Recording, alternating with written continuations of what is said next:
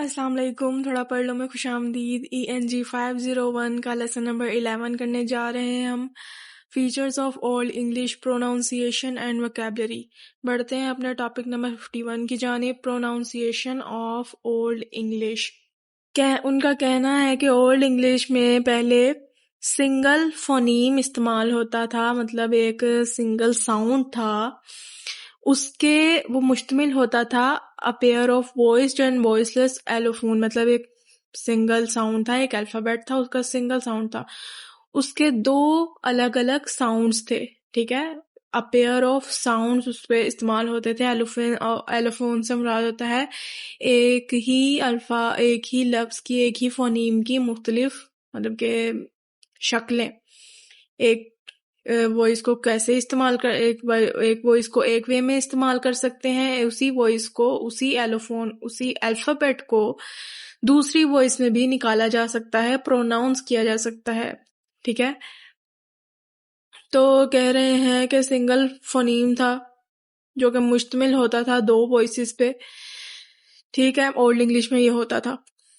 इसके अलावा उनका कहना है कि ओल्ड इंग्लिश ने जो अरेंजमेंट है उसकी, जो अंदर उसने अपने अंदर जो अरेंजमेंट लाई है, जो उसकी लैंग्वेज की अरेंजमेंट है, कैसे ग्रामर के जो रूल्स हैं और जो उसके सारे फीचर्स हैं, वो उसने प्रोटो जर्मेनिक से इनहेरिट नहीं किए, उसने किए हैं by process of assimilation. Assimilation का क्या प्रोसेस है? ये प्रोसेस कहलाता है कि मुख्तलिफ लहजों के मिलने से जो जुबान बनती है। जैसे कि मुख्तलिफ एक सोसाइटी है, उसमें हिंदू भी रहता है, उसमें मुसलमान भी रहता है, उसमें अंग्रेज भी रहता है। तो इन तीनों से मिलके एक लहजा जो निकलेगा, एक जो तीनों मिलके एक जुबान बनाएंगे दरमियान की, उसमें फीचर मुख्तलिफ होंगे, तो ये यहाँ से निकली है, ठीक है। मुख्तलिफ लहजों से ये अरेंजमेंट ओल्ड इंग्लिश ने अपनी हासिल की है। इसके अलावा ये MCQs है, ये आप खुद पढ़ें। Topic number 52, the vowel sound of old English. उनका कहना है कि ओल्ड इंग्लिश में प्योर वोवल्स थे, डिप्थोंग्स नहीं थे। डिप्थोंग्स से मुराद होता है दो वोवल्स की साउंड यहाँ पे इकट्ठे आए, वहां पे उसे डिप्थोंग बोलते हैं, ठीक है।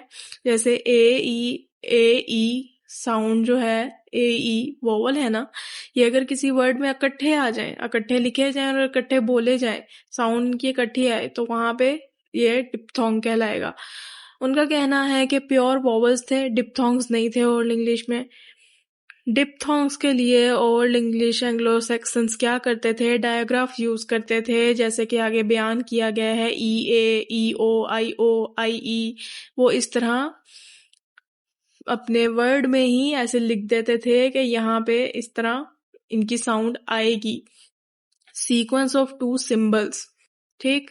The vowel sound of old English.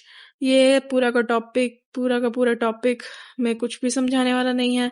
Last में है कि जी old English had no symbol V, उसमें वी सिंबल नहीं था।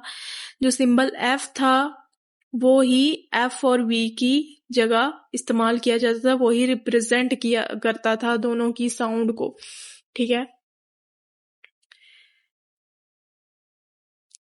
इसके अलावा the reason is that in old English F and V were members of the same phonemes, they were allophones. एक फोनीम था, जैसे कि पहले बयान किया गया, एक फोनीम था, उसकी ही दो साउंड्स थी, ठीक है।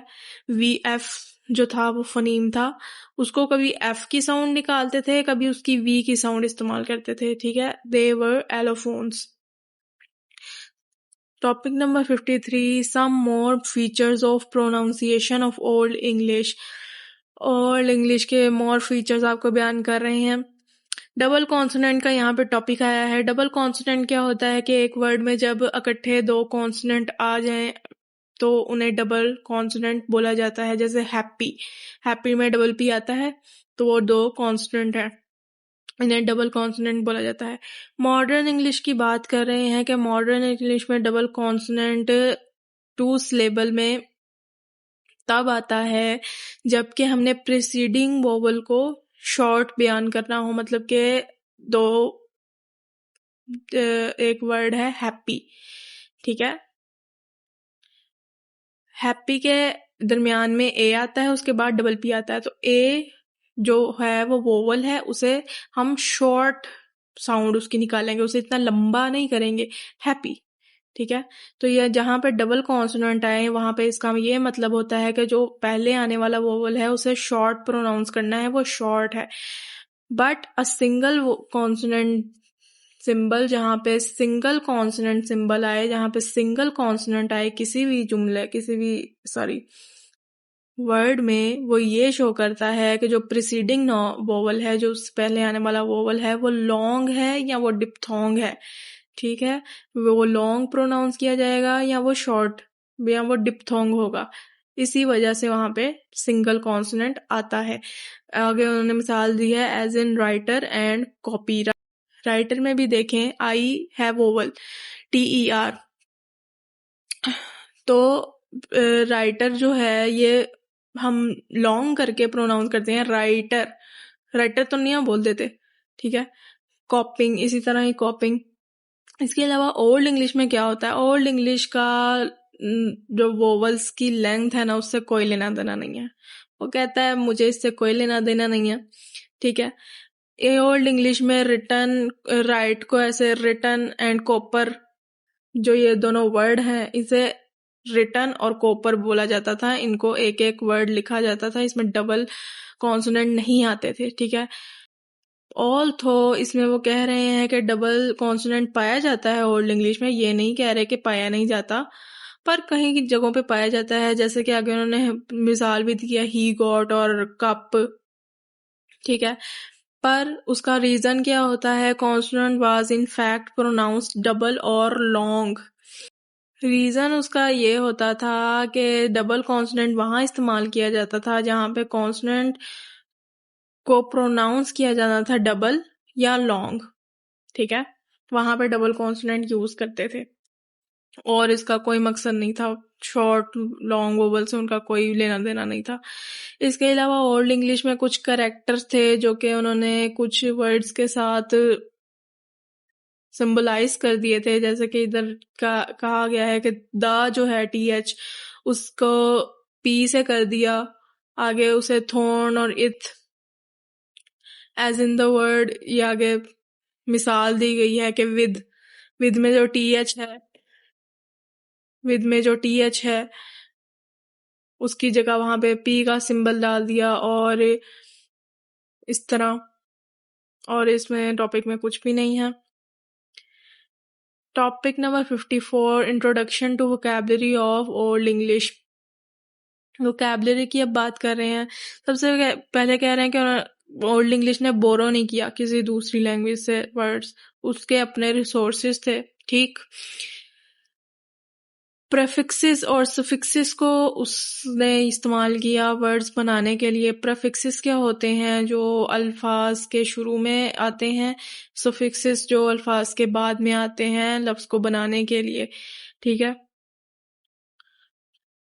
ओल्ड इंग्लिश ने वर्ड फॉर्म बनाए, वर्ड्स की फॉर्म बनाई कंपाउंडिंग से, दो दो वर्ड्स को मिला के कंपाउंड करके उसने वैसे वर्ड्स बनाए। डिफरेंस इसमें क्या था कि जो सुफिक्स और प्रीफिक्स में था कि अफिक्स जो दरमियान वाली होती है ना फॉर्म, एक वर्ड है उसकी दरमियान वाली फॉर्म है, उसके आगे वर्ड लगा देंगे तो सफिक्स होगा, उसके पीछे वर्ड लगा देंगे तो सफिक्स होगा, उसकी दरमियान वाली ये जो रूट फॉर्म होगी उसे अफिक्स बोलेंगे। कहना उनका ये है कि डिफरेंस ये है कि अफिक्स जो होता था वो बाउंड मॉर्फीम होता था, वो किसी बहुत बाउंड होता था, वो किसी के साथ कंपाउंड नहीं हो सकता था, किसी से मिल नहीं सकता था, किसी पे इंडिपेंडेंट नहीं हो सकता था, इंडिपेंडेंट नहीं था, वो अकेले यूज नहीं हो सकता था, वो कहीं पे बाउंड मॉर्फीम था वो, ठीक है। जबकि कंपाउंड वर्ड्स क्या थे, वो दो फ्री मॉर्फीम्स को मिला के बनाए जाते थे, ठीक। Topic number 55, characteristics of vocabulary of old English. अच्छा जी, पहले उन्होंने कहा कि अपने रिसोर्सेज थे, अब वो पलट गए हैं कि जी बोरो किए हैं उसने, ओल्ड इंग्लिश ने अदर लैंग्वेजेस से वर्ड्स जो हैं बोरो किए हैं। अच्छा, इसके अलावा एग्जिस्टिंग वर्ड्स, कुछ ऐसे वर्ड्स हैं जो डायरेक्टली क्रिश्चियन जो कल्चर है उसे ट्रांसफर भी किए गए हैं, जैसे ईस्टर, हेल एंड होली। ठीक, न्यू वर्ड्स जो क्वाइन किए गए हैं, मतलब निकाले गए हैं नेटिव एलिमेंट्स से, जो कि अल्फाबेट्स थे, जो कि उसकी अपने एक राइटिंग सिस्टम था, वहां से उन एलिमेंट्स से न्यू वर्ड्स भी क्वाइन किए गए।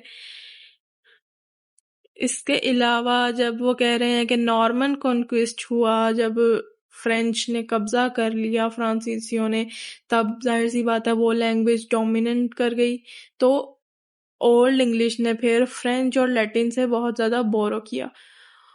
ठीक, इसी के साथ होता है हमारा लेसन ख़त्म। आई होप सो आपको समझ आ गया होगा। मिलते हैं नेक्स्ट लेसन में, तब तक के लिए अल्लाह हाफिज़।